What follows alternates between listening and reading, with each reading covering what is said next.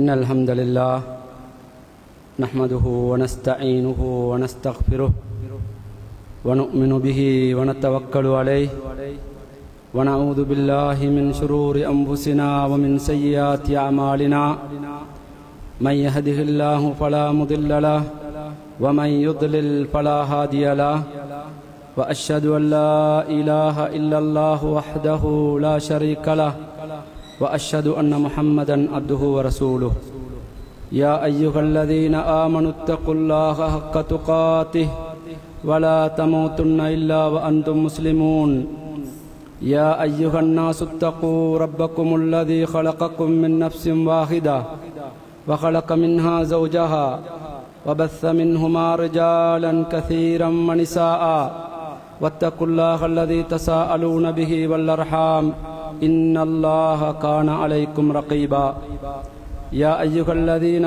آمنوا اتقوا الله وقولوا قولا سديدا يصلح لكم أعمالكم ويغفر لكم ذنوبكم ومن يطع الله ورسوله فقد فاز فوزا عظيما فإن أصدق الحديث كتاب الله وأحسن الهدي هدي محمد صلى الله عليه وسلم وشر الأمور محدثاتها وكل محدثة بدعة وكل بدعة ضلالة وكل ضلالة في النار.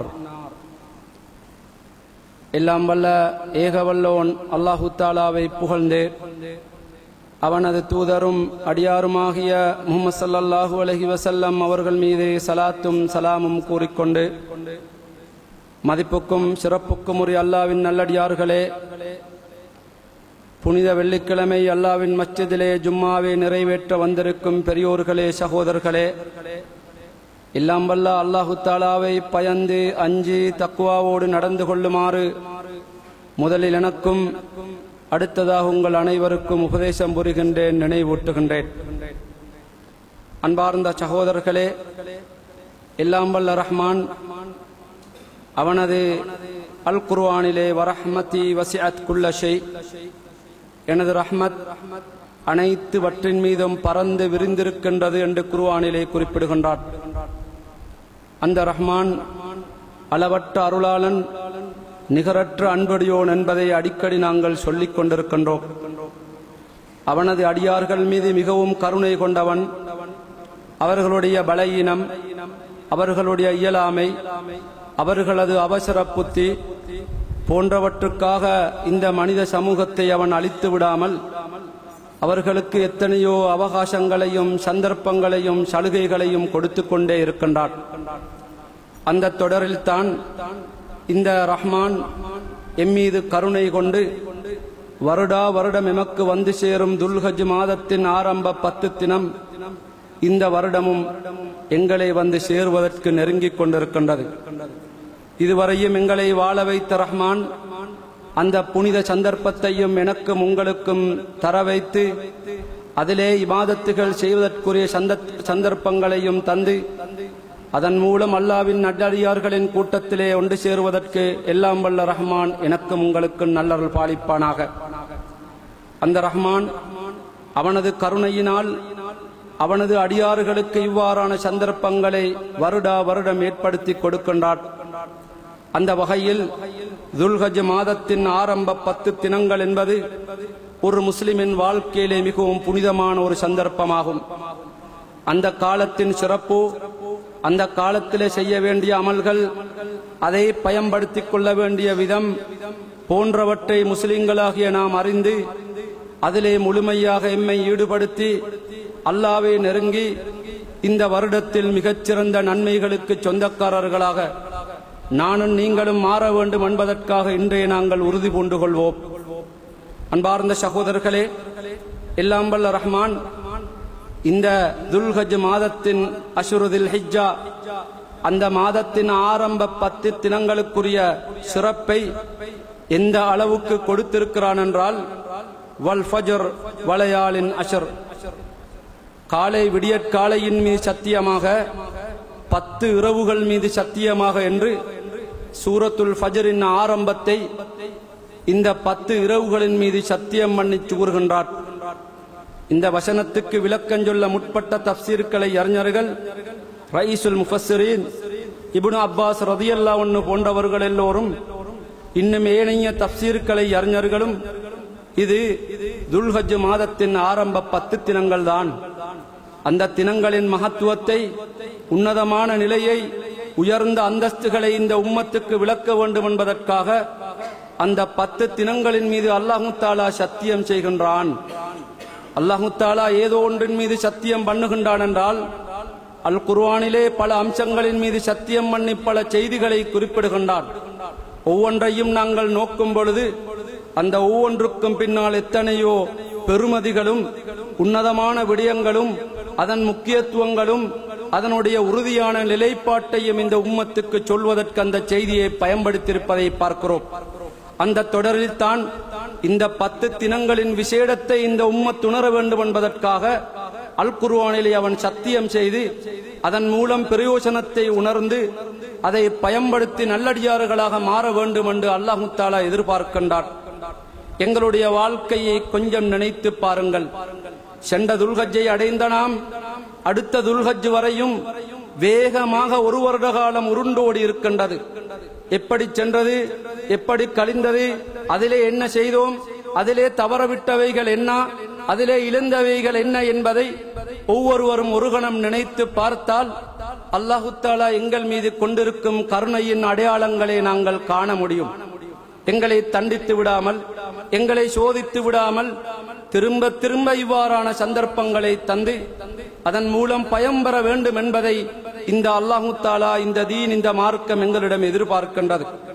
அன்பார்ந்த சகோதரர்களே, தூதர் ஸல்லல்லாஹு அலைஹி வஸல்லம் அவர்கள் கூறக்கூடிய ஒரு ஹதீஸிலே இப்னு அப்பாஸ் ரலியல்லாஹு அன்ஹு அவர்கள் அறிவிக்கின்றார்கள், மாமின் ஐயாமின் அல் அமலு ஸாலிஹு ஃபீஹா, இந்த தினங்களில் அல்லாஹு தஆலா மிகவும் விருப்பத்துக்குரிய, ஏனைய காலங்களை விட அமல் செய்வதற்கு அல்லாஹ் மிகவும் விரும்பக்கூடிய ஒரு காலம்தான் இந்த அல் அஷர், இந்த 10 தினங்களாகும். அப்பொழுது சஹாபாக்கள் கேட்கிறார்கள், வலல் ஜிஹாது ஃபீ சபீலில்லாஹ், அல்லாஹ்வின் பாதையில் யுத்தம் புரிவதை விடவும் அதற்கு கிடைக்கக்கூடிய வெகுமதியான நன்மைகளை விடவும் இந்த காலத்தில் அமல் செய்வதற்கு சிறந்த நன்மைகள் உண்டா என்று கேட்ட பொழுது நபி ஸல்லல்லாஹு அலைஹி வஸல்லம் அவர்கள் கூறுகின்றார்கள், ஆம், அப்பாதையில் ஈடுபடுவதை விடவும் மிகச் சிறந்தது. ஆனால் அதிலே ஒரே ஒரு நிலையை தவிர, இல்லா ரஜுலுன் ஹரஜ பினஃப்ஸிஹி வ மாலிஹி ஃபலம் யர்ஜ மின் ذلك பிஷை, ஒருவர் யுத்தத்துக்காக களமிறங்குகின்றார், உயிரோடு உடைமைகளோடு செல்லுகின்றார், இரண்டிலும் எந்த ஒன்றுடன் திரும்பாமல் இரண்டையும் அப்படியே அல்லாஹ்வுக்காக பறிகொடுத்த நிலையில் எவர்கள் மறுமையை நோக்கி செல்லுகின்றார்களோ அந்த நிலையை மாத்திரம் தவிர யுத்தத்திலே ஏனைய அனைத்து நிகழ்வுகளை விடவும் இந்த ஆரம்ப 10 அமல் செய்வது மேலானது என்றார்கள். யுத்தத்துக்கு சென்று வெற்றி வாகை சூடி கனிமத்தோடு வருவதை விட இது மிகச் சிறந்தது என்றார்கள்.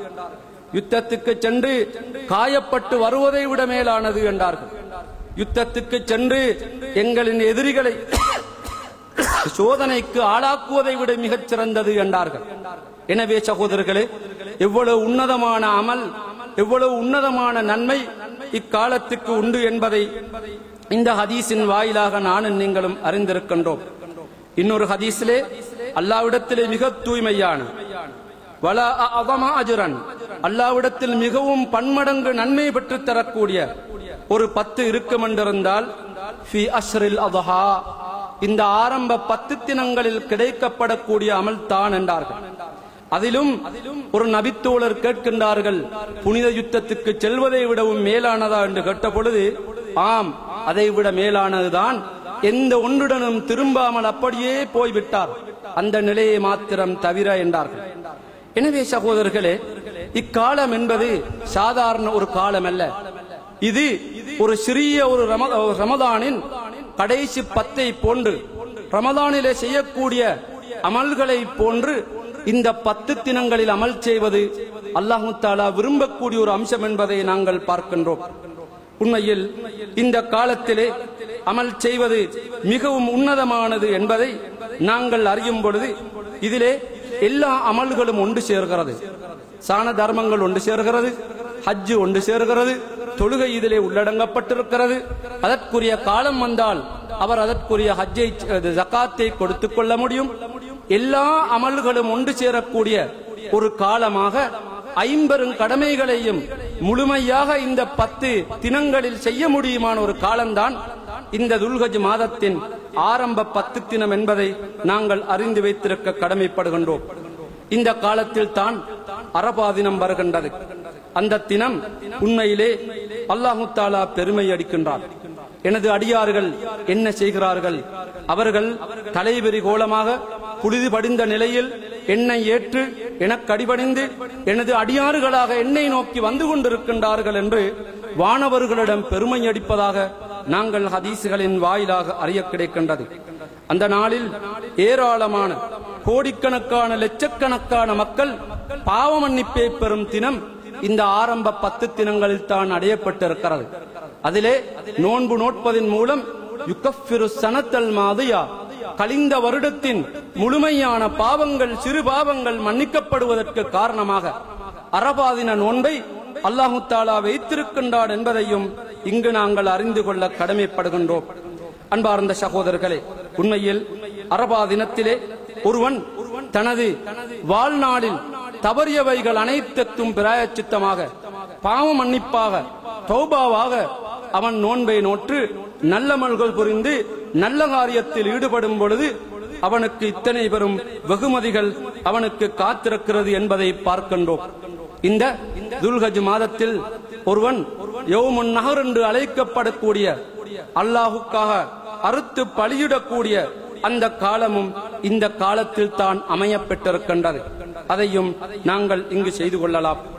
சலஃபு சாலிஹீன்கள், இமாம்கள், தாபீங்களை நாங்கள் எடுத்துக்கொண்டால் அவர்கள் முற்பெரும் 10களை அவர்கள் கௌரவப்படுத்தினார்கள். ஒன்று, ரமதான் மாதத்தின் கடைசி பகுதி முழுமையாக பயன்படுத்துவதில் அவர்கள் ஈடுபட்டார்கள். அடுத்ததாக துல்ஹஜ் மாதத்தின் ஆரம்ப 10ஐ எந்த ஒரு நிமிடமும் வீணாகாமல் முழுமையாக அதற்கு இபாதத்திலே வணக்க வழிபாடுகளில் நல்லமல்களில் ஈடுபடுவதற்காக தனது காலத்தை கழித்தார்கள் என்பதை வரலாற்றிலே பார்க்கிறோம். அதை போன்று முஹர்ரம் மாதத்தின் ஆரம்ப பகுதி, அதிலே உங்களுக்கு தெரியும் 9, 10ஆம் தினம் நோன்பு நோட்பது. இவ்வாறு அக்காலத்தையும் அவர்கள் கௌரவித்தார்கள், அமல் செய்தார்கள் என்ற வரலாற்று நிகழ்வுகளை நாங்கள் இங்கு எடுத்து பார்க்க முடியுமாக இருக்கின்றது. எனவே இக்காலத்தின் சிறப்புகளை ஓரளவு குர்ஆனின் மூலம் ஹதீஸின் மூலம் அறிந்து கொண்ட நாம் இதிலே அமல் செய்வதற்கு நாங்கள் முயற்சிக்க வேண்டும்.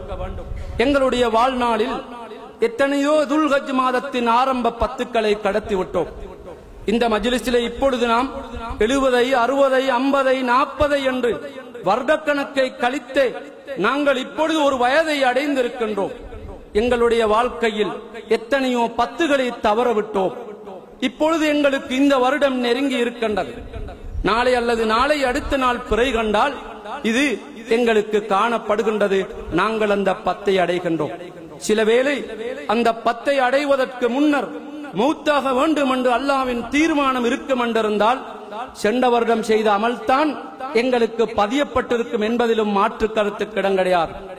எனவே சகோதரர்களே, சில வேளை இந்த வருடம் எங்களுடைய வாழ்நாளின் கடைசி அதாவது துல்ஹஜ் மாதத்தின் ஆரம்ப 10ஆக அமையலாம்.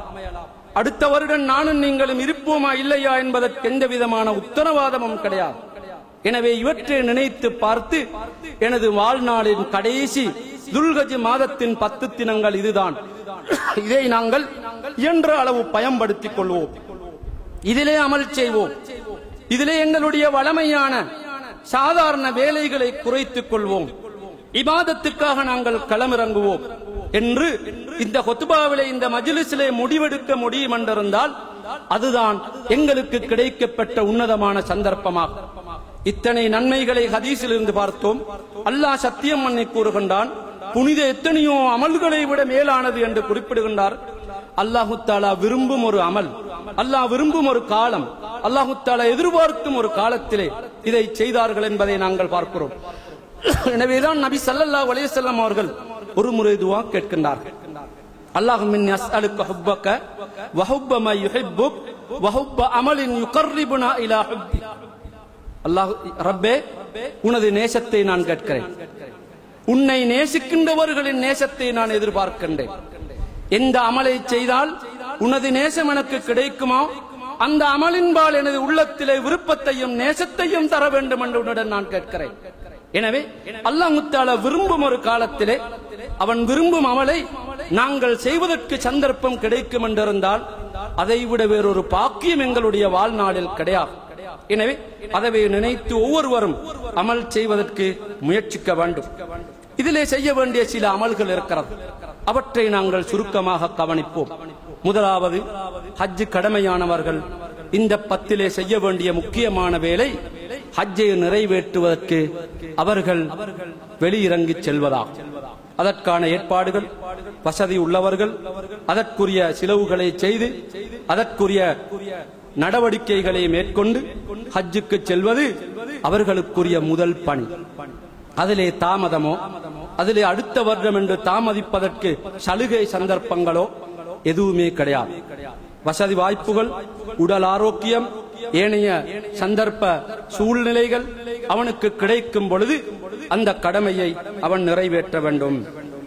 நபி ஸல்லல்லாஹு அலைஹி வஸல்லம் அவர்கள் கூறினார்கள், அல் ஹஜ்ஜுல் மப்ரூர், அதாவது குற்றங்களற்ற முழுமையான சுன்னாவின் அடிப்படையிலே நிறைவேற்றப்பட்ட சரியான குறைகளற்ற அந்த ஹஜ்ஜுக்கு சுவர்க்கத்தை தவிர வேறு எந்த விதமான கூலியும் கிடையாது என்றார். இன்னொரு ஹதீஸிலே, மன் ஹஜ்ஜ ஹாதல் பைத் ஃபலம் யர்ஃபுத் வலம் யஃசுக் ரஜஅ மின் துனூபிஹி கயௌமி வலதத்ஹு உம்மு. சஹீஹ் முஸ்லிமிலே பதியப்படக்கூடிய ஹதீஸ். எந்த விதமான அனாச்சாரங்கள் இல்லாமல், பாவங்கள் இல்லாமல், குற்றங்கள் இல்லாமல், தூய்மையான பணத்தினால் சரியான முறையில் இவர்கள் ஹஜ் செய்கின்றார்களோ அன்று பிறந்த பாலகனை போன்று திரும்புகிறார். என்ன கருத்து? அன்று பிறந்த பாலகன் குற்றமிழைத்திருக்க மாட்டான், அநியாயம் செய்திருக்க மாட்டான், பாவம் செய்திருக்க மாட்டான். அதை போன்று பாவங்களற்ற நிலையில் புனிதமானவராக அவர் அன்று எழுப்பப்படுகின்றார் என்று தூதர் ஸல்லல்லாஹு அலைஹி வஸல்லம் அவர்கள் கூறினார்கள். அன்றைய தினம் அவர் மாறிவிடுகின்றார் என்றார். எனவே இவ்வளவு புனிதமான ஒரு அமலைத்தான் இந்த காலத்திலே செய்ய முடியுமாக இருக்கின்றது. எங்களுடைய நாட்டிலே வளமையாக 5000 பேருக்கு மேற்பட்டவர்கள் வருடம் சென்றார்கள். அக்காலத்தில் சந்தர்ப்பங்கள் இருந்தும், சலுகைகள் இருந்தும், வசதி வாய்ப்புகள் இருந்தும் செய்ய தவறியவர்கள் இப்பொழுது கை சேதமடைந்து கொண்டிருக்கின்றார்கள். இப்பொழுது கணக்கு மட்டுப்படுத்தப்பட்டிருக்கிறது, ஒதுக்கீடுகள் குறைந்திருக்கிறது. எனவே அன்று கைதவறியவர்கள் இன்று கை செய்தப்படுவதில் எந்த பிரயோஜனமும் கிடையாது. எனவே வசதி உள்ளவர்கள் அதற்குரிய ஏற்பாட்டை முன்கூட்டியே செய்து கொள்ள வேண்டும். அதை செய்யாமல் காலதாமதித்து அவர்கள் மௌத்தாகின்றார்கள் என்றால் அவர்கள் அல்லாஹ்வின் பார்வையில் நிலுவையுள்ளவர்கள். அவர்கள் விசாரிக்கப்படுவார்கள், அவர்கள் தண்டிக்கப்படுவார்கள். உனக்கு ரஹமத்து வசதியை தந்து, வாய்ப்புகளை தந்து, ஆரோக்கியத்தை தந்து, இத்தனைக்கு நீ நன்றி கடனாக அல்லாஹ் உனக்கு கடமையாக்கிய ஹஜ்ஜை செய்ய வேண்டும் என்று எதிர்பார்த்திருக்கும் பொழுது அதை செய்ய தவறுகின்றவர்கள் உண்மையிலே அவர்கள்தான் இந்த மண்ணிலே பகீலர்கள், அவர்கள்தான் உலோபிகள், அவர்கள்தான் கஞ்சத்தனம் காட்டுகின்றவர்கள். எனவே வசதி வாய்ப்பு வரும் பொழுது ஏனைய வசதிகளை அவர்கள் எதிர்பார்த்து அதை காலதாமதப்படுத்தக்கூடாது. குமரு காரியங்கள் இருக்கிறது, வீடு கட்ட வேண்டும், அதை நிறைவேற்ற வேண்டும், இதை செய்ய வேண்டும், அதை முடித்துக் கொள்ள வேண்டும் என்று தனது உறவினர்கள், உறவுக்காரர்கள், குடும்ப விடயங்களுக்காக அல்லாஹ்வின் கடமையை அவர்கள் குறைத்து மதிப்பிடவோ தாமதப்படுத்தவோ எந்த உரிமையும் கிடையாது என்பதையும் இங்கு நாங்கள் அறிந்து கொள்ள கடமைப்படுகின்றோம். அதற்கடுத்த விடயம் நோன்பு நோட்பதாகும். நோன்பை பொறுத்தவரையில் உங்களுக்கு தெரியும், இவர்கள் அல்லாஹ்வின் பாதையில் அவர்கள் செல்லும் பொழுது நோன்பு நோட்கின்றார்களோ அவர்களை அல்லாஹு தஆலா நரகத்தை விட்டும் 70 வருடங்கள் 700 வருடங்கள் அவர்களை தூரமாக்கி விடுகின்றார் என்ற ஹதீஸும் புகாரி முஸ்லிமிலே பதியப்பட்டிருக்கக்கூடிய ஒரு முக்கியமான ஒரு விடயமாகும். அது மாத்திரமன்றி உண்மையில் அரபா நோன்பை பொறுத்தவரையில் வந்த ஹதீஸ் யுகஃபிரு ஸனத்தல்லதி கப்லஹு, அவருடைய முந்தின வருடத்தின் பாவங்கள் மன்னிக்கப்படுவதாக நாங்கள் ஏற்கனவே பார்த்தோம். எனவே சிலர்கள் இந்த துல்ஹஜ் மாதத்தின் ஆரம்ப 10 முழுமையாக நோன்பு நோட்கின்றவர்களையும் பார்க்கின்றோம்.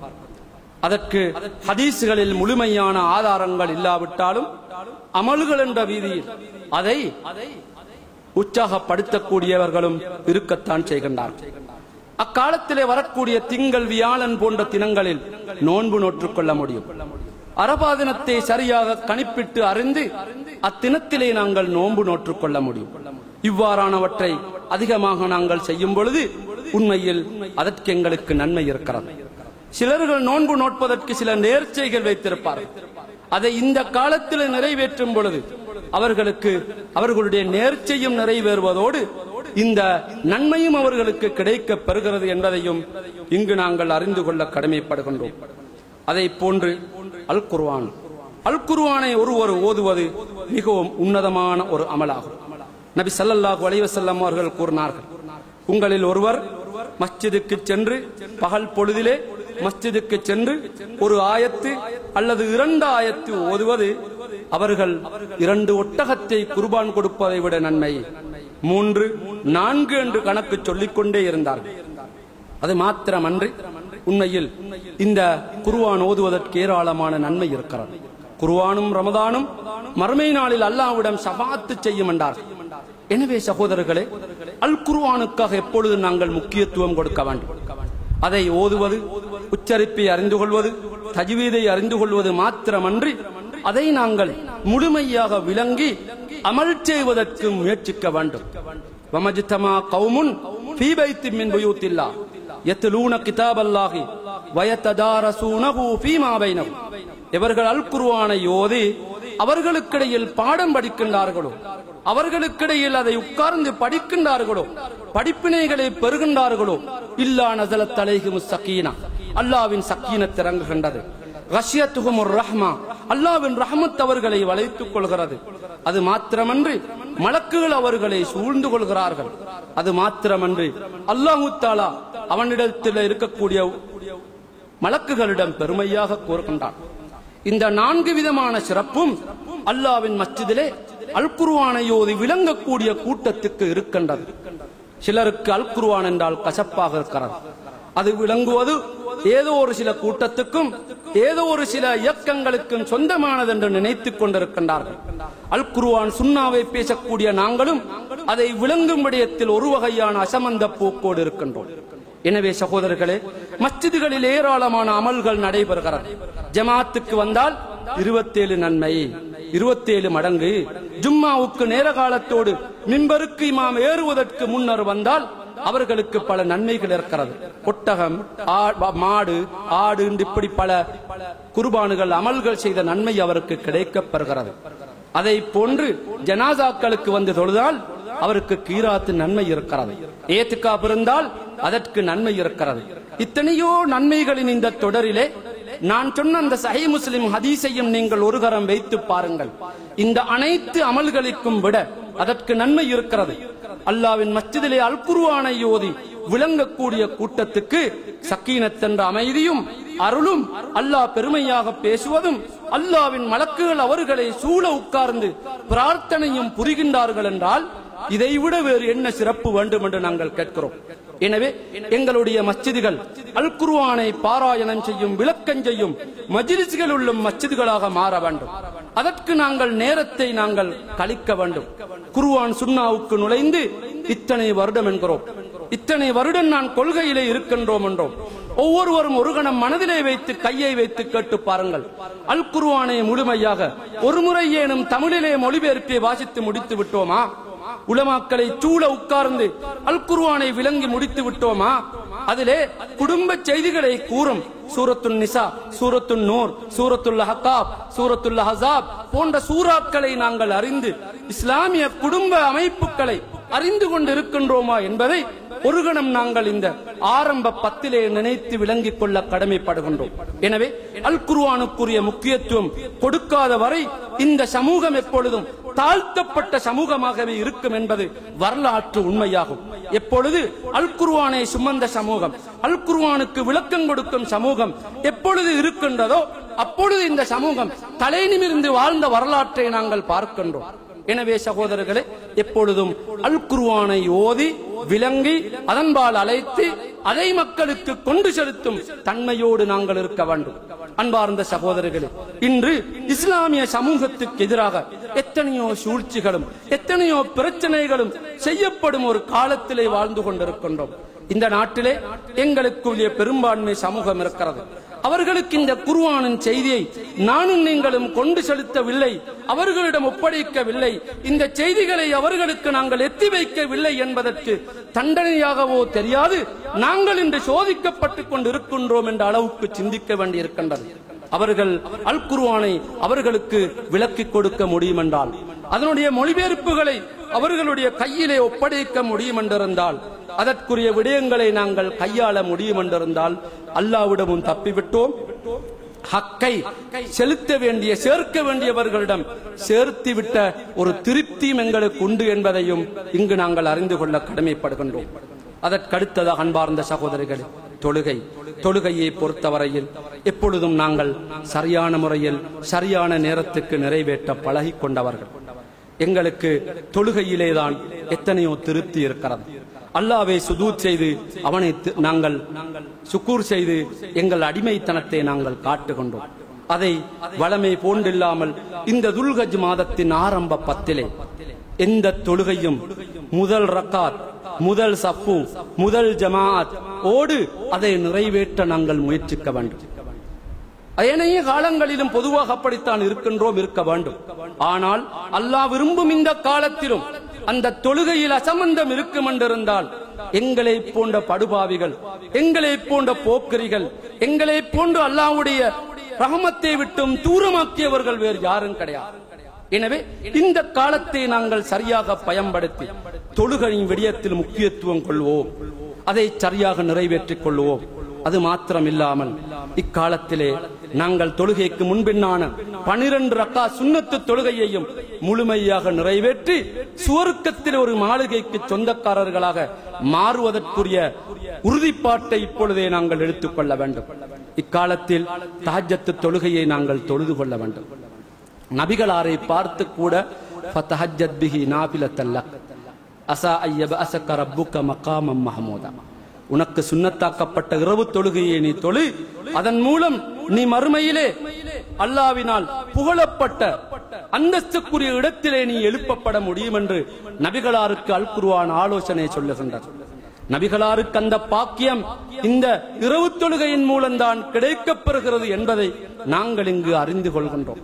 எனவே சகோதரர்களே, நாங்கள் உண்மையிலே இந்த நாட்டிலே இந்த உலகத்திலே இஸ்லாமிய உம்மத் சோதிக்கப்பட்ட ஒரு சமூகமாக இருக்கிறது.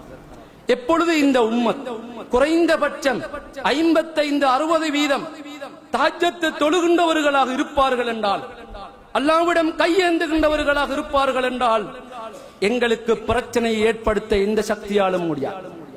பிரச்சனை எங்களிடம் அது இல்லை. ஆனால் வேறு வேறு காரணங்களை பற்றி நாங்கள் பேசிக் கொண்டிருக்கிறோம். இஸ்லாமிய சமூகத்தின் பிரச்சனைக்காக யாரும் குரல் எழுப்புவதில்லை. அரசியல்வாதிகள் எங்கே, இயக்க தலைமைகள் எங்கே, சமூக தலைமைகள் எங்கே, ஜமியத்துல் உலமா எங்கே என்றெல்லாம் கேள்வி கேட்டுக் கொண்டிருக்கின்றோம். எங்களுடைய பங்களிப்பாக தஹஜ்ஜத்தை தொழுது அல்லாஹ்விடம் கேட்கின்றவர்கள் எத்தனை பேர்கள் இருக்கின்றோம். எனவே இதில் எங்களிடம் ஒரு மாற்றம் வர வேண்டும். அதுவும் அல் குர்ஆன் சுன்னாவை பின்பற்றக்கூடிய நாம் எங்களிலே இவ்வாறான மாற்றங்கள் வரும்பொழுது அது இஸ்லாமிய சமூகத்துக்கான விடிவாக, எதிர்காலமாக நல்ல முடிவுகளை பெற்றுத்தரக்கூடிய ஒரு விடயமாக அது இருக்கின்றது. ஹதீஸ் அறிந்திருக்கின்றோம், அல்லாஹு தஆலா ஒவ்வொரு நாளும் கடைசி பகுதியிலே முதல் வானத்துக்கு இறங்குகின்றார். கேட்கின்றவர்கள் உண்டா, பிரார்த்திக்கின்றவர்கள் உண்டா, தேவைகளை சமர்ப்பிக்கின்றவர்கள் உண்டா, பிரச்சனைகளை விண்ணப்பிக்கின்றவர்கள் உண்டா என்று அல்லாஹு தஆலா எதிர்பார்க்கின்றார். ஆனால் நாங்கள் அந்த சந்தர்ப்பத்தில் தூங்கிக் கொண்டிருக்கின்றோம். எந்த பிரச்சனையும் கிடையாது ரப்பே, எந்த தேவையும் கிடையாது, எல்லாம் திருப்தியோடு இருக்கின்றோம், எங்களுக்கு நீ எதுவும் தரவில்லை, தர தேவையில்லை என்ற முடிவோடுதான் நாங்கள் தஹஜ்ஜத் வேளையிலே தூங்கிக் கொண்டிருக்கின்றோம். எனவே எங்களிலே ஒரு மாற்றம் வர வேண்டும் என்றால் இரவு தொழுகை தொழுகின்றவர்களாக மாற வேண்டும், தஹஜ்ஜத் தொழுகைக்கு சொந்தக்காரர்களாக மாற வேண்டும். அப்பொழுது எங்களுக்கு பிரச்சனையை படுத்த எந்த எழுத்துக்களும் எங்களுக்கு வராது, எந்த கூட்டங்களும் வரமாட்டார்கள், அதற்குரிய சக்தியை அல்லாஹ் தஆலா கொடுக்க மாட்டான். எனவே அந்த விடயத்திலே நாங்கள் தொழுகையின் விடயத்திலே ஃபர்லு தொழுகையிலே குறிப்பாகவும் பொதுவாக சுன்னத்தான தொழுகைகள், குறிப்பாக தஹஜ்ஜத் தொழுகை, லுஹா தொழுகை போன்றவற்றிலே நாங்கள் முக்கியத்துவம் கொள்வோம். அவற்றுக்கான ஹதீசுகள், சிறப்புகள் எல்லாவற்றையும் நானும் நீங்களும் தாராளமாக அறிந்து வைத்திருக்கின்றோம். அதற்கு அடுத்ததாக இந்த காலத்திலே செய்யக்கூடிய அமல் அதிகம் அதிகம் திக்ர் செய்ய வேண்டும். நீங்கள் அக்காலத்திலே அதிகமாக திக்ர் செய்து கொள்ளுங்கள். நீங்கள் லியஷ்ஹது மனாஃபிய லஹும் வயத்குரு ஸ்மல்லாஹி ஃபீ அய்யாமி மஅலூமாத் அலா மா ரஸக்கஹும் மின் பஹீமத்தில் அன்ஆம். உங்களுக்கு அல்லாஹ் தஆலா கால்நடைகளை தந்திருக்கின்றான், உணவு வசதிகளை தந்திருக்கின்றான், வாழ்க்கை வசதிகளை தந்திருக்கின்றான், உங்களுக்கு வருமானம் ஈட்டும் தொழில்களை தந்திருக்கின்றான், வாழ்வதற்கு வீட்டை தந்திருக்கின்றான், உங்களோடு பக்கத்திலே இருக்க மனைவிகளை தந்திருக்கின்றான், உங்களுக்கு உதவியாக உறவுக்காரர்களையும் பிள்ளைகளும் தந்திருக்கின்றான். நீங்கள் ஒரு அமைதியான ஒரு சூழலிலே வாழ்ந்து கொண்டிருக்கின்றீர்கள். இத்தனை நியமத்துகளுக்கும் நன்றி கடனாக அல்லாஹ்வுக்கு நீங்கள் திக்ர் செய்கின்றவர்களாக இருக்கக்கூடாதா? நாங்கள் எப்பொழுதும் அது இல்லை இது இல்லை என்று சொல்லிக் கொண்டிருக்கின்றோம். ஆனால் சுன்னத்தான வந்த திக்ர்களை, சந்தர்ப்ப துஆக்களை, இன்னும் உள்ளவற்றை எங்களிடம் பாடமிட்டு ஓதுகின்றவர்கள் எத்தனை பேர்கள்? எனவே சகோதரர்களே, எப்பொழுதும் திக்ர் செய்கின்ற நாவையும், திக்ர் செய்கின்ற உள்ளத்தையும், திக்ர் செய்கின்ற உணர்வுகளையும் கொண்டவர்களாக நானும் நீங்களும் மாற வேண்டும். சஹாபாக்கள் அப்படித்தான் இருந்தார்கள், தாபீங்கள் அப்படித்தான் இருந்தார்கள், இமாம்கள் அப்படித்தான் இருந்தார்கள். வெறும் சட்டங்களையும் விதண்டாவாதங்களையும் ஏற்று பேச்சுக்களையும் கேள்வி பதில்களையும் நாங்கள் முரட்டுத்தனமான வாதங்களையும் முன்வைத்துக் கொண்டு மாத்திரம் இந்த தீனை சமர்ப்பிக்க முடியாது, அல்லாஹ்வின் அருளை பெற்றுக்கொள்ள முடியாது. எப்பொழுதும் எங்களுடைய திக்ர்களின் மூலம் இந்த நல்ல காலங்களில் அல்லாஹ்விடம் நாங்கள் திக்ர் செய்து அதிகம் அதிகம் எங்களுடைய நாவை அதிலே பயன்படுத்தி நாங்கள் கூடுதலாக அதிலே ஈடுபட்டுக் கொள்ள வேண்டும். அதிகமாக இந்த ஆரம்ப பத்திலே, துல்ஹஜ் மாதத்தின் ஆரம்ப பத்திலே அல்லாஹு அக்பர், அல்லாஹு அக்பர், லா இலாஹ இல்லல்லாஹு வல்லாஹு அக்பர், அல்லாஹு அக்பர் வலில்லாஹில் ஹம்த் என்ற தக்பீரை ஓதிக்கொண்டதாக நாங்கள் வரலாற்றிலே பார்க்கின்றோம். இப்னு உமர் ரலியல்லாஹு அன்ஹு போன்றவர்கள் கடைத்தெருவுக்கு சென்று மக்கள் கேட்பதற்காக உரத்த குரலிலே அந்த தக்பீரை சொன்னதாக நாங்கள் வரலாற்றிலே பார்க்கின்றோம். எனவே திக்ர்களை பொறுத்தவரையில் காலை மாலை திக்ர்கள் இருக்கின்றது. வீட்டிலே ஓத வேண்டியவைகள் இருக்கிறது, பிரயாணத்திலே ஓத வேண்டியவைகள் இருக்கிறது, திருமணத்திலே ஓத வேண்டியவைகள் இருக்கிறது, மையவாடியிலே ஓத வேண்டியவைகள் இருக்கின்றது, தனது பிள்ளை குட்டிகளுக்காக ஓத வேண்டிய துஆக்கள் இருக்கிறது. எந்த ஒன்றுமே பாடமாக்கவில்லை. ஆனால் நான் குர்ஆன் ஹதீஸிலே இருக்கிறேன் என்று கொள்ளலாம், மார்க்கத்தில் இருந்து கொள்கிறேன் என்கிறார்கள், தீனிலே இருந்து கொள்கிறேன் என்கிறார்கள், திருமணத்திலே சுன்னத்து வேண்டும் என்கிறார்கள், ஜனாஸா விடயத்திலே சுன்னத்தான முறையில் நடைமுறைப்படுத்தப்பட வேண்டும் என்கிறார்கள். ஆனால் அதிலே ஓத வேண்டிய எந்த ஒரு துஆவையும் பாடமாக்கவில்லை. இக்காலத்திலே பாடமாக்கிக் கொள்ள வேண்டிய ஒரு முக்கியமான ஒரு துஆவும் இருக்கின்றது. அல்லாஹும்ம இன்னி அஸ்பஹனா அலா ஃபித்ரத்தில் இஸ்லாம் வ கலிமத்தில் இக்லாஸ் வ தீன் நபியினா முஹம்மதின் ஸல்லல்லாஹு அலைஹி வஸல்லம் வ மில்லத் அபீனா இப்ராஹீம் ஹனீஃபன் முஸ்லிமன் வ மா கான மினல் முஷ்ரிகீன். நபி ஸல்லல்லாஹு அலைஹி வஸல்லம் அவர்கள் காலை மாலை திக்ரிலே ஓதுகின்றார். யா அல்லாஹ், இயற்கை மார்க்கம் இஸ்லாத்திலே நான் காலை அடைந்திருக்கிறேன். வ கலிமத்துல் இக்லாஸ், உண்மையான கலிமத்துல் இக்லாஸ், அதனுடைய கொள்கையிலே, அதனுடைய விளக்கத்திலே, அதனுடைய கருத்திலே, அதனுடைய உணர்விலே நான் காலையிலே இருக்கிறேன். வதீனி நபியினா முஹம்மதின் ஸல்லல்லாஹு அலைஹி வஸல்லம், எங்களுடைய நபி முஹம்மது ஸல்லல்லாஹு அலைஹி வஸல்லம் அவர்களின் தீனின் ஒரு உறுப்பினர், அங்கத்துவன் என்ற நிலையிலே காலையை நான் சந்திக்கின்றேன். வமில்லத் அபீனா இப்ராஹீம ஹனீஃபன் முஸ்லிமன் வ மா கான மினல் முஷ்ரிகீன். இப்ராஹிம் அலைஹிஸ்ஸலாம் அவர்கள் சிறுக்கு செய்யாதவர்கள், அவர்கள் அல்லாஹ்வுக்கு கட்டுப்பட்டு சரணடைந்து வாழ்ந்தவர்கள். எந்த சந்தர்ப்பத்திலும், கடுமையாக சோதிக்கப்பட்ட காலத்திலும் மகனை அறுத்து பலியிடுங்கள் என்று சொல்லப்பட்ட ஒரே ஒரு நபி அவர்கள் தான். அந்த விடயத்திலும் அவர்கள் ஆட்டங்காணாமல் இருந்தவர்கள். அந்த நபியின் வழிமுறையிலே நான் இருக்கிறேன் என்று ஒவ்வொரு நாள் காலையும் மாலையும் திக்ரிலே நீங்கள் அல்லாஹ்விடம் வாக்குறுதி அளியுங்கள் என்று தூதர் ஸல்லல்லாஹு அலைஹி வஸல்லம் அவர்கள் காட்டித் தந்தார்கள். இந்த துஆ சிலருக்கு புதிதாக இருக்கலாம், இது திக்ரா என்று நினைத்துக் கொண்டிருக்கலாம். இது ஏகத்துவத்தை உணர்த்துகிறது, தீனிலே நாங்கள் இருக்கக்கூடிய இருப்பின் சந்தர்ப்பத்தை உயர்த்தப்படுகிறது, நபிகளாரின் வழிமுறையை விருப்பித்து காட்டுகின்றது, கலிமத்துல் இக்லாஸில் தான் நான் இருக்க வேண்டும் என்பதை உறுதிப்படுத்துகின்றது. ஏகத்துவத்தின் தந்தை, ஏகத்துவத்துக்கு அர்ப்பணித்தவர்கள், ஏகத்துவத்துக்கான எத்தனையோ அடையாளங்களை விட்டு சென்ற அந்த இப்ராஹிம் அலைஹிஸ்ஸலாம் அவர்களின் வழிமுறையிலே நான் இருக்கிறேன் என்பதை உறுதிப்படுத்துவதற்கான ஒரு துவா என்பதையும் மறந்துவிடக் கூடாது. இந்த ஆரம்ப 10 அந்த நபி இப்ராஹிம் அலைஹிஸ்ஸலாம் அவர்களை பற்றி அடிக்கடி பேசப்படுகின்றது. அவ்வாறான திக்ருகளை, துஆக்களை பாடமிட்டு ஓதிக்கொள்ளுங்கள். ஒரு துஆவை பாருங்கள். அல்லாஹும்ம அஸ்அலுக்கல் ஹுதா வத்துகா வல் அஃபாஃப வல் கினா. யா அல்லாஹ், உன்னிடம் நான் நேர்வழியை கேட்கின்றேன், உன்னிடம் நான் தக்வாவை கேட்கிறேன், வல் அஃபாஃப் போதும் என்ற பேணுதலை கேட்கின்றேன், வல் கினா போதும் என்ற மனப்பான்மையை கேட்கிறேன். தக்வாவை அல்லாஹ்விடம் கேட்கிறோம், நேர்வழியை கேட்கின்றோம், போதும் என்ற மனப்பான்மையை கேட்கின்றோம். எந்த விடயத்திலும் அஃபாஃப் பேணுதல், மிதம் மிஞ்சிய நிலை கிடையாது, நடுநிலை, எதிலும் பேணுதல், எதிலும் எல்லை கடந்து விடுவதில்லை. இந்த துஆ 4 வசனங்களை உடையது. எவ்வளவு உன்னதமான ஒரு துஆ என்பதை பாருங்கள். பாடமிட்டு இருக்கின்றோமா? இன்னும் ஒரு துஆவை பாருங்கள். அல்லாஹும்ம இன்னி அஊதுபிக்க மினல் பரஸ் வல் ஜுனூன் வல் ஜுஸாம் வ மின் ஸய்யில் அஸ்காம். யா அல்லாஹ், நான் பரஸ் அதாவது குஷ்ட நோய், பைத்தியம், மனநோய், ஜுனூன், அதை போன்று பலதரப்பட்ட நோய்கள், தோல் நோய்கள், இவ்வாறானவற்றில் இருந்தெல்லாம் பாதுகாப்பு தேடுகிறேன். நாங்கள் டெங்குவை பற்றி பயப்படுகின்றோம், இன்னுமுள்ள நோய்களை பற்றி பயப்படுகின்றோம். வானலாவ கட்டுரைகளும் பயான்களும் பேசப்படுகின்றது. தீய நோய்கள் என்று அன்றைய 1400 சொச்சம் வருடங்களுக்கு முன்னர் இவ்வாறானவற்றுக்கு பாதுகாப்பாக துஆவை கற்றுத் தந்தார்கள். ஆனால் இன்னும் பாடமிடுவதற்கு எங்களுக்கு நேரம் வரவில்லை. எனவே சகோதரர்களே, இப்படியான திக்ருகள், சதக்காக்கள் போன்றவற்றை நாங்கள் நிறைவேற்றிக் கொள்ள முயற்சிக்க வேண்டும். உண்மையில் இக்காலம் புனிதமான ஒரு காலம். அவற்றை நாங்கள் நிறைவேற்றிக் கொள்வதற்கு ஒவ்வொருவரும் முயற்சிப்போம். இதுவரைக்கும் வாழ வைத்த ரஹ்மான் அந்த துல்ஹஜ் மாதத்தின் ஆரம்ப 10ஐயும் அடைய செய்து, அதிலே அமல் செய்து, நல்லடியார்களின் கூட்டத்திலே, அல்லாஹ்வுக்கு விருப்பத்துக்குரிய கூட்டத்திலே என்னையும் உங்களையும் சேர்த்தருள்வானாக. அக்கூலு கௌலி ஹாதா வஸ்தக்ஃபிருல்லாஹி லி வலக்கும் வலிசாரில் முஸ்லிமீன மின் குல்லி தன் ஃபஸ்தக்ஃபிரு இன்னஹு ஹுவல் கஃபூருர் ரஹீம். யா பிதக்வல்லாஹ் ஃபஇன்னல்லாஹ மஅல் லதீன தக்கவ் வல்லதீன ஹும் முஹ்ஸினூன். அன்பார்ந்த சகோதரர்களே, ஒரு புனிதமான ஒரு காலத்தை ஓரளவு அறிந்து கொண்டோம். அதிலே செய்யக்கூடிய அமல்களையும் அறிந்து கொண்டோம். அதிலே இன்னும் சில அமல்கள் இருக்கிறது. அதுதான் முக்கியமான ஒரு விடயம். அந்த விடயம்தான் ஃபஸல்லி லிரப்பிக வன்ஹர்.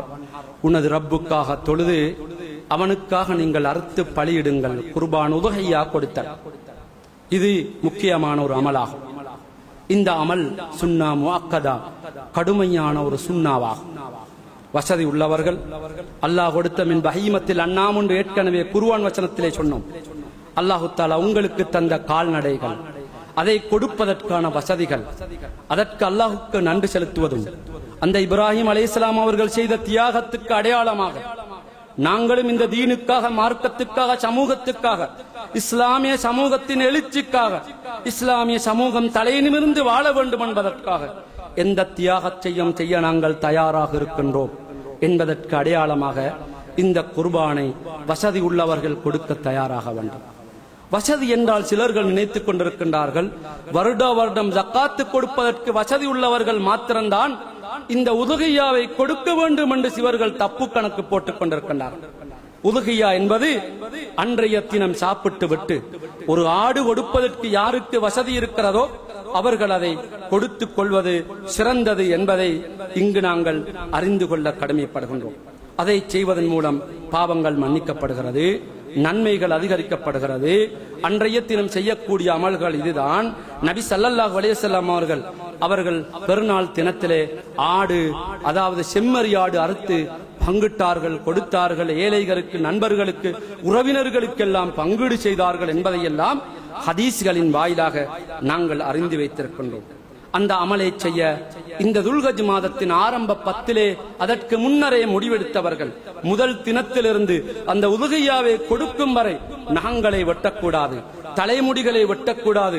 ஒரு வகையாக அவர்கள் இஹ்ராத்தில் இருப்பதை போன்று பேணுதலாக அதற்கு நான் தயாராக இருக்கின்றேன் என்ற உணர்வோடு இருக்க வேண்டும் என்ற ஹதீஸும் சஹீஹ் முஸ்லிமிலே பதியப்படுகின்றது. எனவே சகோதரர்களே, இது ஒரு உன்னதமான ஒரு இபாதத். அந்த இபாதத்தை நிறைவேற்றும் பொழுது இந்த நாட்டிலே அறுப்பு சட்டங்கள் இருக்கிறது, மிருகவதை சட்டங்கள் இருக்கிறது, மிருகத்தை கொண்டு வருவதற்கான ஒழுங்குகள் இருக்கின்றது, அதற்கான ஏற்பாடுகள் இருக்கிறது. அவற்றை அனுசரித்து நாங்கள் செய்ய வேண்டும். இக்காலத்திலே போயா தினங்கள் வருகிறது. அந்த தினம் எப்பொழுதுமே ஒவ்வொரு மாதமும் அதிலே இறைச்சி கடைகள் மூடப்படுகிறது, மதுபான சாலைகள் மூடப்படுகிறது, இன்னும் எத்தனையோ விடயங்கள் அதற்கு தடை விதிக்கப்படுகிறது. ஏனைய காலங்களில் அது இயலும் என்று சொல்ல வரவில்லை. நான் எப்பொழுதும் தடை விதிக்கப்பட வேண்டிய ஒரு விடயம். ஆனால் இது ஹலாலாக்கப்பட்ட விடயம். ஆனால் அவர்களின் மார்க்க விடயம் அல்லது அவர்களுடைய உணர்வுகள் அல்லது அவர்கள் எடுத்த தீர்மானம் சரியோ பிழையோ இவற்றை நாங்கள் அனுசரித்துக் கொள்ள வேண்டும். அப்போது இவற்றை நாங்கள் நிறைவேற்றும் பொழுது எப்பொழுதும் இன்னல்லாஹ தய்யிபுன் லா யக்பலு இல்லா தய்யிபா, அல்லாஹ் தூய்மையானவன், தூய்மையானதை தவிர எதையுமே ஏற்றுக்கொள்வதில்லை. நாங்கள் அசுத்தமானவர்கள் அல்ல, நாங்கள் தான் சுத்தத்துக்கு உன்னதமானவர்கள், சுத்தத்துக்கு பேர் போனவர்கள், சுத்தம் கற்பிக்கப்பட்டவர்கள், சுத்தத்தை நடைமுறையில் செயல்படுத்துகின்றவர்கள் என்ற உணர்வோடு இந்த விடயத்தை நாங்கள் கையாள வேண்டும். எங்களுக்கு நினைத்த விதத்திலே இந்த விடயங்களை செய்துவிட முடியாது. நாங்கள் சந்தேகத்துக்கிடமான இடங்கள், அனுமதிக்கப்படாத இடங்கள், நாங்கள் நினைத்தோம் எங்களுடைய ஊரு, எங்களுடைய பகுதி, எங்களுடைய படம், எங்களுடைய இடம் என்ற ரீதியில் மாத்திரம் சிந்திக்காமல் ஒரு சமூக நலனை கருதி பிரச்சனைகளை தவிர்த்து கொள்ள வேண்டும் என்பதை கருதி ஒழுங்கமைப்போடு உலமாக்கள், மஸ்ஜிதுகளின் நிர்வாக சபை தலைவர்கள், உறுப்பினர்கள், சமூக தலைவர்கள், சிந்தனையாளர்கள் இவர்களின் ஆலோசனையை பெற்று இந்த குர்பான் நடவடிக்கையையும் சரியான முறையில் செய்வதற்குரிய ஏற்பாட்டுகளோடு நாங்கள் இங்கு இருக்க வேண்டும். எனவே அந்த உதுகியாவையும் சரியான முறையில் நிறைவேற்ற வேண்டும். அதற்கும் நாங்கள் தஹஜ்ஜத்திலே எங்களுடைய தொழுகைகளில் இந்த ஆரம்ப பத்திலே நோன்பு நோற்று குர்ஆன் ஓதி திக்ர் செய்து இபாதத்து செய்து ஒவ்வொருவரும் துஆ கேட்டுக் கொள்வோம். இந்த குர்பானுக்கு தடை வரக்கூடாது, குர்பானுக்கு பிரச்சனை வரக்கூடாது, இதற்கு எதிராக எந்த சக்திகளும் முன்னே வரக்கூடாது, இதற்கு சார்பாக இயங்குகின்றவர்கள் உறுதியாக இருக்க வேண்டும், சரியான முடிவுகளை தர வேண்டும். எந்த பிரச்சனையும் இல்லாமல் இந்த கடமையை செய்வதற்கு அல்லாஹ் எங்கள் கருள் பாலிக்க வேண்டும் என்று முதலாவது அல்லாஹ்வே நாடுவோம், அல்லாஹ்விடம் பிரார்த்தனை புரிவோம். அதற்கு பிறகு அரசியல் காரணங்கள், சமூக தலைவர்களின் உதவிகள், ஏனைய விடயங்கள், பொலிசின் உதவிகள், பாதுகாப்புகள் எல்லாம் இரண்டாம் கட்டமானது. எனவே இந்த விடயத்திலே அல்லாஹ்வுக்கு நான் நெருக்கமா, அல்லாஹ்வின் உதவியை பெறுவதற்கு பொருத்தமா என்பதை நினைத்து பார்த்துக் கொள்வோம். இறுதியாக அதிகம் துஆ கேட்போம். இறுதியாக அல்லாஹ்விடம் இஸ்திக்பார் செய்து கொள்வோம், தௌபா செய்து கொள்வோம். கடைசி இந்த 10 வருவதற்கு முன்னர், அஷ்ருல் ஹிஜ்ஜா வருவதற்கு முன்னரே அதற்கு நாங்கள் பொருத்தமானவர்கள் என்பதை உறுதிப்படுத்திக் கொள்வதற்காக தௌபா செய்து குடும்ப உறவை பேணி சகோதரர்களுக்கிடையில் கோபதாபங்கள் இருந்தால் அவற்றை நாங்கள் நீங்கி எல்லாரும் ஒற்றுமையாக இந்த சமூக நலனுக்காக பாடுபடுவோம். இந்த காலத்தை பயன்படுத்திக் கொள்ள நானும் நீங்களும் முயற்சி செய்வோம். எல்லாம் வல்ல ரஹ்மான் பேசிய எனக்கும் கேட்டுக்கொண்டிருந்த உங்கள் அனைவருக்கும் நல்லருள் பாலிப்பானாக. எங்கள் அனைவருடைய பாவங்களையும் மன்னித்தருள்வானாக. இந்த நாட்டிலே முஸ்லிம்கள் பரம்பரையாக வாழ்ந்ததை போன்று இதற்கு பிறகும் நிம்மதியாக அமைதியாக வாழ்வதற்கு நல்லருள் பாலிப்பாயாக. இப்பொழுது நாங்கள் எங்களுக்கு வரும் இந்த புனித காலம் ரஹ்மானே உன்னை நெருங்குவதற்குரிய காலம். அதிலே எந்த விதமான சோழிகளும் எந்த விதமான பிரச்சனைகளும் இல்லாமல் அதிலே அமைதியாக உன்னை நெருங்குவதற்கு நல்லருள் பாலிப்பாயாக. எங்களுக்கு அனுமதிக்கப்பட்ட சுன்னத்தான இந்த உதுகியாவை செய்வதற்கு எந்த தடைகளும் இல்லாமல் சரியான முறையில் அமைதியாக செய்து கொள்வதற்கு எமக்கு நல்லருள் பாலிப்பாயாக. வஆகிரு தஅவானா அனில் ஹம்துலில்லாஹி ரப்பில் ஆலமீன். அக்மிஸ்ஸலாம்.